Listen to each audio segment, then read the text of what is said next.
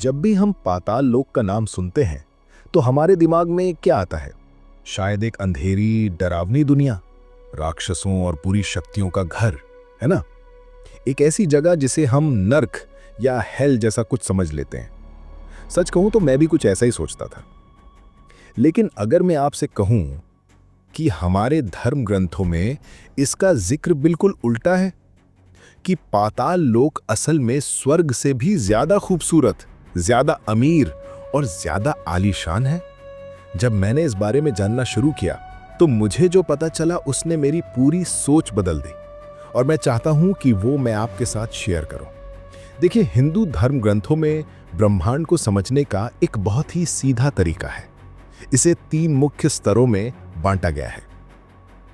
स्वर्ग, जहां देवता रहते हैं, भूलोक यानी हमारी पृथ्वी, और पाताल लोक जो पृथ्वी के नीचे बसा है।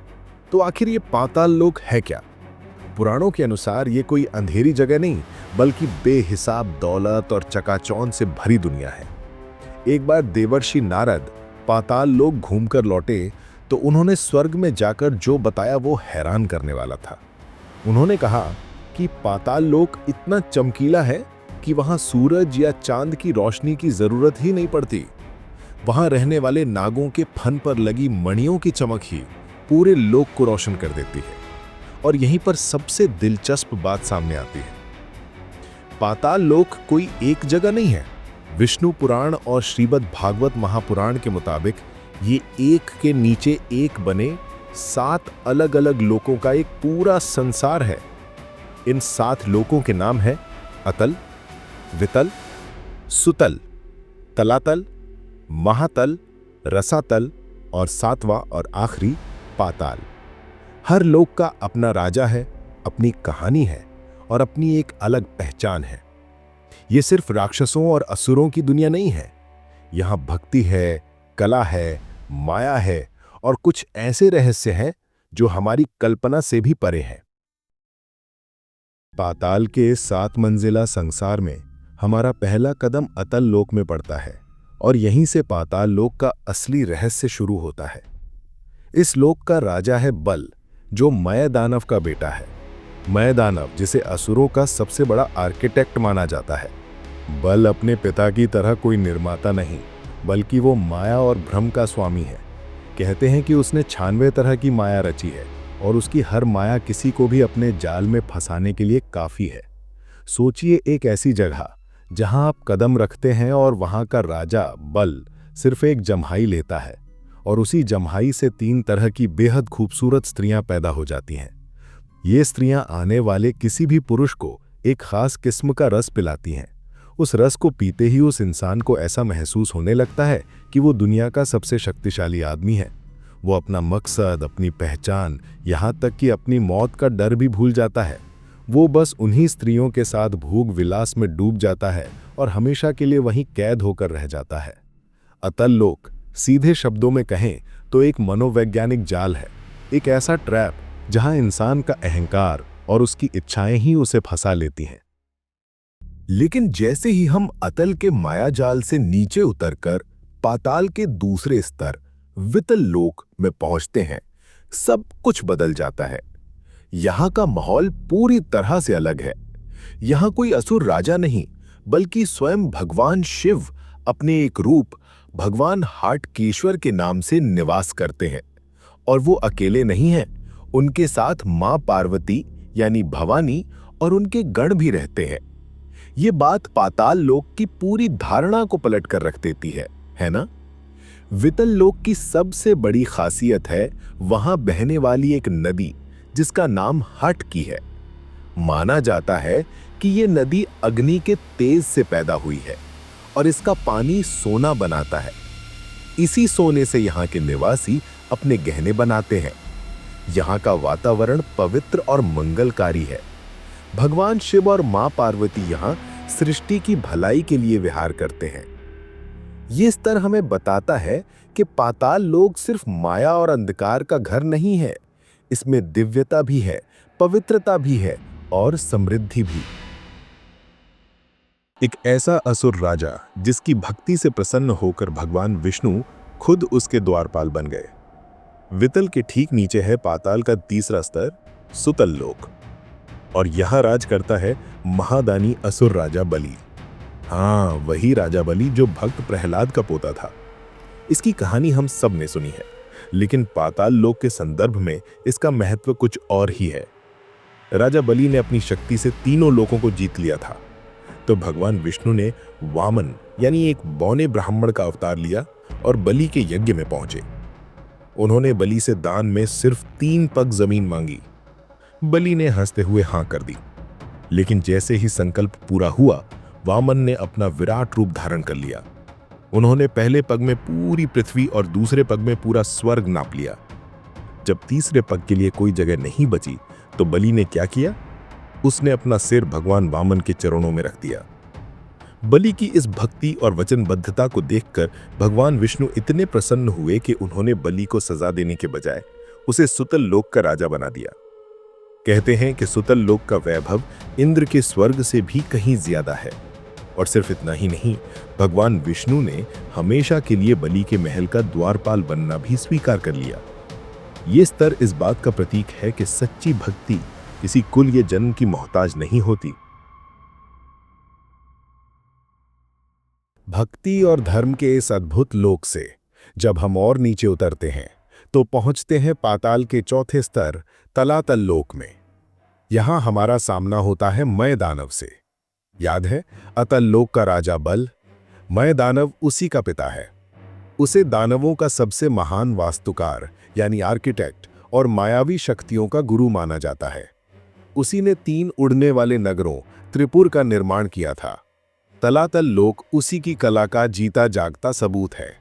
यहाँ के महल, किले और नगर किसी जादू से कम नहीं है। ये सिर्फ खूबसूरत नहीं है, बल्कि मायावी सुरक्षा प्रणालियों से लैस हैं, जिन्हें भेदना लगभग नामुमकिन है। कहते हैं कि मय दानव को खुद भगवान शिव का वरदान प्राप्त है, इसलिए उसे किसी का डर नहीं है। ये लोक रचनात्मकता और विनाश दोनों का प्रतीक है। ये हमें बताता है कि ज्ञान और कला एक ऐसी शक्ति है जिसका इस्तेमाल अच्छे और बुरे दोनों कामों के लिए हो सकता है। तलातल की मायावी दुनिया के ठीक नीचे है पाताल का 5वां स्तर महातल लोक। और यहां से इंसानों और असुरों की दुनिया खत्म हो जाती है और शुरू होता है नागों का असली इलाका। इस लोक में नागों का एक खास समुदाय रहता है जिसे क्रोधवश कहा जाता है। इनके नाम का मतलब ही है क्रोध के अधीन। ये कश्यप ऋषि और उनके पत्नी कद्रु के वंशज हैं और अपने भयानक गुस्से और शक्ति के लिए जाने जाते हैं। यहाँ पर कई सिरों वाले नागों का राज है। किसी के 5 सिर, तो किसी के 7, तो किसी के 10। इन्हीं में से कुछ नाम आपने जरूर सुने होंगे। तक्षक, वही नाग जिसके काटने से राजा परीक्षित की मृत्यु हुई थी। कालिया, वही नाग जिसे भगवान कृष्ण ने यमुना नदी में हराया था। ये सब इसी महातल लोक के निवासी हैं। ये नाग अपने जन्मजात दुश्मन गरुड़ से तो डरते हैं, लेकिन अपनी दुनिया में वे ही राजा हैं। ये लोक प्रकृति की उस आदिम, अनियंत्रित और खतरनाक शक्ति का प्रतीक है, जो खूबसूरत भी है और जानलेवा भी। महातल के नीचे पाताल के 6ठे स्तर पर है रसातल लोक। ये जगह उन दैत्यों, दानवों और असुरों का घर है जो कभी बहुत शक्तिशाली हुआ करते थे, लेकिन देवताओं से युद्ध में हार गए। ये देवताओं के कट्टर दुश्मन थे, पर भगवान विष्णु के सुदर्शन चक्र ने इन्हें परास्त कर दिया। हारने के बाद इन्होंने रसातल में शरण ली। आज भी ये इंद्र और बाकी देवताओं के डर से सांपों की तरह बिलों में रहते हैं। श्रीमद् भागवत महापुराण में एक बड़ी दिलचस्प बात बताई गई है। कहते हैं कि देवराज इंद्र की एक दूती सरमा नाम की एक दिव्य कुतिया ने कुछ ऐसे मंत्र पढ़े थे जिनका डर इन असुरों में आज भी बैठा हुआ है, और उसी डर की वजह से वे अपनी सीमा में ही रहते हैं। रसातल लोक एक तरह से अच्छाई और बुराई के बीच हुए उस शाश्वत युद्ध की याद दिलाता है। ये बताता है कि नकारात्मक शक्तियों को हराया तो जा सकता है, पर उन्हें पूरी तरह खत्म करना शायद मुमकिन नहीं। तो अब हम आ पहुंचे हैं सबसे आखिर में, रसातल के भी नीचे, इन 7 लोकों का अंतिम और सबसे निचला स्तर, और इसका नाम ही पाताल लोक है। यही है नागों की असली राजधानी। यहाँ राज करता है नागों का महान राजा वासुकी। जी हाँ, वही वासुकी जिसे समुद्र मंथन के समय रस्सी के रूप में इस्तेमाल किया गया था। वो यहाँ अपने दूसरे शक्तिशाली भाइयों जैसे शंख, कुलिक, धनंजय और देवदत्त के साथ रहता है।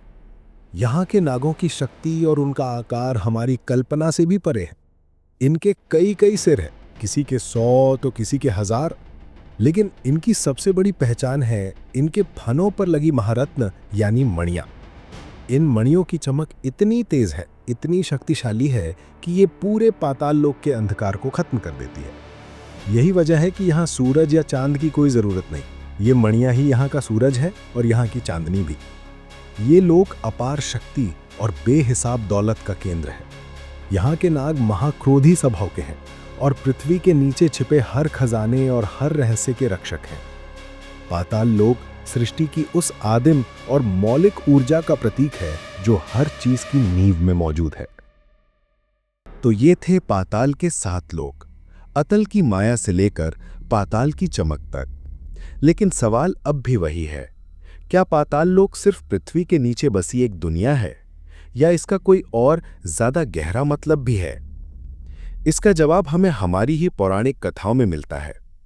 रामायण में एक प्रसंग आता है जब रावण का भाई अहिरावण भगवान राम और लक्ष्मण का अपहरण करके उन्हें पाताल लोक ले जाता है ताकि वो उनकी बलि चढ़ा सके।